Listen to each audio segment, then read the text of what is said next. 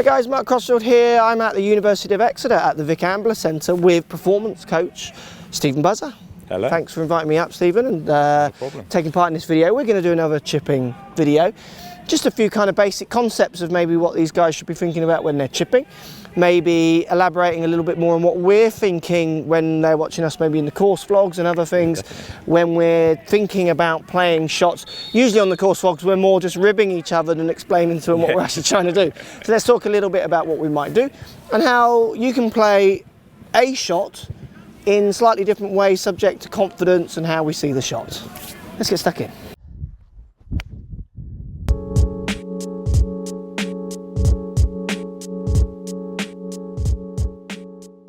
Right, Stephen, we're going to go to the blue flag here. So you've got this grass here is wet and you would not be able to run it through that. No. So you've got to be chucking it over that. We've got, say, 10 foot of green to work with running away. The greens here at this centre are very, very fast. This is kind of like a USGA Tour spec. Yeah, probably about 10, 11 at the minute. Yeah, so it's a you've got to get a bit of control on the land. Now, just before we carry on, guys, though, you will hear a lot of noise around us. There's a lot of sport going on here. We've got hockey over here and football over here. So, unfortunately, I asked them to stop. They just told me to go away. Right, so let's get back to the chipping. I'm going to hit my 60 degree. I've got a very definite idea in a region I want to land the ball. I have a definite spot I want to land it, but I also I work on bails, do you know what I mean? So I know that if I land it a little further, it's going to be better than if I land it short in that area. So I've got my spot, but I've also got my kind of foot either side or 2 foot one side and never short of that spot idea. That's a really good point, because if you aim too close to the fringe, and you actually pitch it on the fringe, you get that. I say horrible bounce. You don't know what you're going to get. You sometimes get away that you sometimes don't. So I'd be looking at. Are you looking like 3 feet on? I'm looking at just on. Okay. Because I'm worried it's going to run away from me. So I'm confident I can get it over the wet stuff. So I'm looking at fringe to just on. Because I feel if I throw it further, I'm just going to get a 10 foot the other side. And I almost feel like I'd rather have a 10 foot short because I can see it rolling out to 6 foot easier. That's how I'm seeing it. Yeah.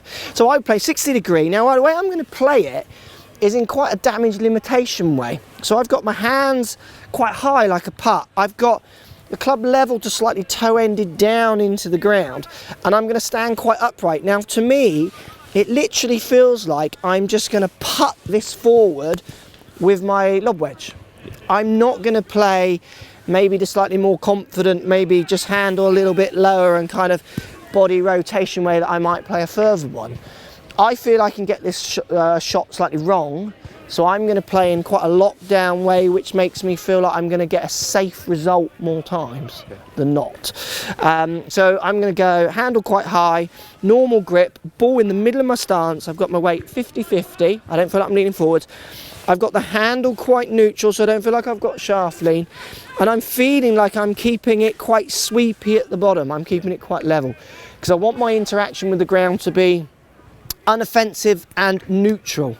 I don't want any kind of staggering into the ground. Let's give it a go, see what happens. See, I landed that just on the fringe.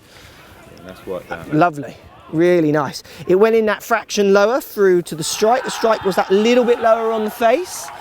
It wasn't that good, guys. I know it was good. We scored. Yeah. Right, so let's just try that again. So again, quite tall, hands quite tall. I'm using, in my feeling, no wrist and almost just putting it forwards. Again, same spot that could drop. Oh, where were the cheers for that? These guys, yeah. God, how would you play it, Stephen? So, similar. Yeah. Most lofty club? Yeah, it's different. Yeah, so my 58 is my most lofty club. Okay. I like what you're saying, because you're almost feeling like you're getting this shaft more up the arm, sort of making it so it's not going to work. Yeah. I'm not going to do that. I'm actually going to feel, but I work it from the chest like you were. Okay. But I'm going to use a slightly smoother action and almost feel like the club is just sort of, it's the weight of the club is just going to square it back.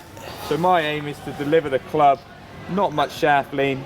I've got lots of loft. I mean, it looks like you're almost not afraid to let that go ahead as well, you know, almost what people would call flicky. Yes. Even though I know you're probably not feeling that when you do your practice stroke, and I know Lockie does it on his, you know, it's this kind of let the head overtake the handle. And I want to play it like that, but I'm a little nervous that I might get that front edge in it. and it's quite, there's a difference between being flicky. Yeah, I agree. And dragging the handle so you're taking the loft off. Yeah. So I'm kind of I'm just going to let it do its thing. Yeah, let it do its thing. Do your thing. Neutral, 50%. Where are you landing? So you're slightly on than me, aren't you? Whereas you were happy to sort of risk the fringe, with this shot I feel like I can go sort of 3 feet onto the green. Yeah. I'm not trying to spin it. It's almost as if I'm just going to throw it. Yeah, I would argue mine were coming in a bit because mine's so shallow. I feel like I'm often going to get it bottom groovy. Yes. It's going to come out low and it will check a bit. For you, with your more confident kind of rotational body way and almost letting that head go forwards, you're not afraid to present loft and get the strike a bit more high. So you're using land angle. Correct. To stop. Where I was changing my land angle, then adjusting my land because I wanted low check a little bit. Yes, so show me. Let's give it a go. Show me the buzzer skills. Who's right? Put your comments. Quickly, comments. Yeah, it's nice. See, that's a good shot. It's nice. Ran on a fraction. Pitched it slightly too far. And that's what's brilliant. I love that statement.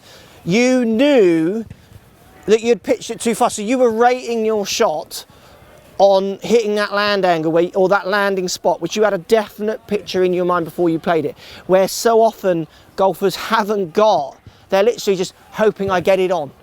You need that imagination, that kind of vision to be able to pull these shots. If you haven't got that vision, you are literally just kind of swinging a bat at a ball and hoping the ball goes somewhere. It's how you get better as well, because yeah, I agree. Because I can judge that, so now I'm banking that feeling. Well, actually, if the pin was where that ball had finished, I've actually just... You could recall on that feeling. So I've in theory learned to shot. Yeah, I totally agree. Whereas if you're just looking at it, you...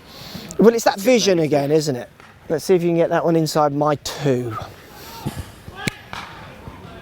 Good. Oh. Now that one was interesting because I would argue strike wasn't as good as the first one. Not quite, no. And what happened is it sounded like you caught the ground slightly first, so then that maybe took a degree or 2 off the loft and it went in that bit lower, which correct. Is why you've ran through. But as I'm playing neutral, I feel like the bounce is going to help me. Yeah, I'm not actually afraid of thinning it. So no, well, if you would have hit the ground first with that handle forwards, so like lots of people do, handle forwards, weight forwards, hit down, that because certainly in a mat like this, you are stopping. Yes. Yeah. Good stuff, Steve. Thank you. Thank you. I think from this one, for me, it's about we're playing it different ways, but we're trying to get the same result, which is get it close. There's no right or wrong. Play to your feels and your strengths. Definitely have that vision. That land angle. Vision. And it's really hard because people get caught up in the game and then they forget to have that kind of pre-shot vision about what the shot might do because they're just too busy thinking, oh God, I'm dropping a shot here. Oh God, my tee shots on the last 3 were rubbish. They're just, there's a great coach on Twitter, Oliver Morton, isn't it? He posts lots of comments about if you can't control your emotions, how will you ever control the face or the ball? No, and I think when it comes to chipping, that's such an important thing to remember. If you can just compose, figure it out, even if you can't pull it off, having that kind of prep in there to start will give you those definite goals to work towards. Yeah, and you might not be the best player in the world, but that doesn't stop you trying to play the best shot you can. Well, I totally agree. I am not going to hit 3 irons like Rory. I can't get him that high. I can't get him to stop like he does. So I can't play that game. But there's no reason why I can't chip as good as him. There's no reason why I can't putt as well as him. So I think for lots of the guys out there, getting this part of your game really sharp, it might not be as sharp as the best in the world because they're obviously very skilled, but there's no reasons why you couldn't get it close. Definitely. Where I'm never going to hit a drive as long as Tiger or a 3 iron as high as, well. Finally, so we agree on. Good stuff. Thank you, Stephen. Thanks for watching, guys. Post comments down below as always. Let me know if it's something you do or don't do. Definitely, it wasn't that good. Mine was better. Come on, boy. Thanks for watching. See you all soon, guys. So if you like what's going on here, don't be afraid to subscribe to the channel. Also thumbs up the video, post comments, love to hear what you guys got to say. Let's keep it social. The more we talk, the more we share, the easier this game will get for everybody. So if you want to find me on Facebook here, you can find me on Facebook. If you want to tweet me, find me on Twitter here as well. Just follow the links, all in the description. Come and join the show, get active, get involved, get playing some better golf. Thanks for watching.